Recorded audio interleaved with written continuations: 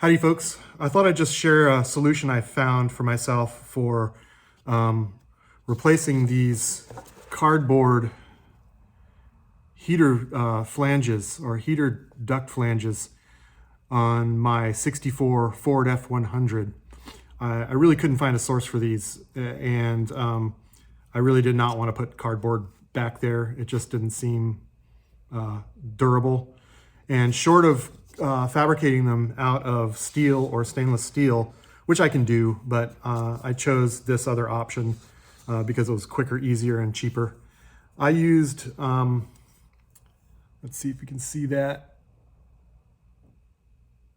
Never mind, there we go. I used these flanged fittings, focus, and they're 2.5 inch flange fittings. The only problem is that this inside lip right here, which I'll compare them in a second, is too small to fit this. It just won't seat in there properly. So, and it's also too thick. So what I did was, as you can see it here, I just chamfered this edge here until it all fit. I also drilled these holes out bigger to accommodate the flange on this piece here right there.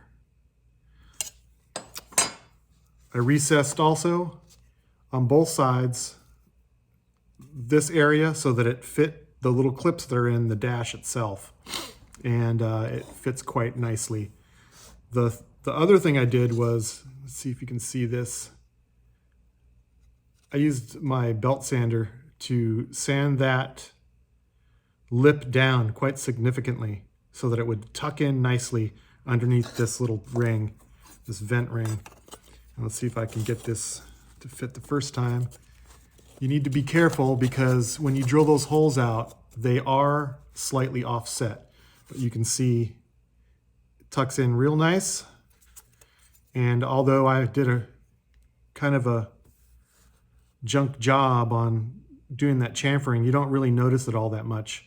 I'll probably do a nicer job on the second one. I just was in a hurry and I wanted to see if it would all work out, because if it didn't, I would just return the other flange. But it did work out. And these, according to the website, are ABS. I couldn't find anything that indicated that ABS was toxic to humans, or that if it got hot, that it would be toxic. I know that ABS is used for quite a few things. Like I said, I couldn't find anything that said it was toxic. So I hope that helps someone rebuild their stock heater.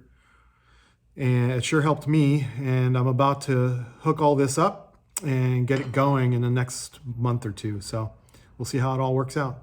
Thanks.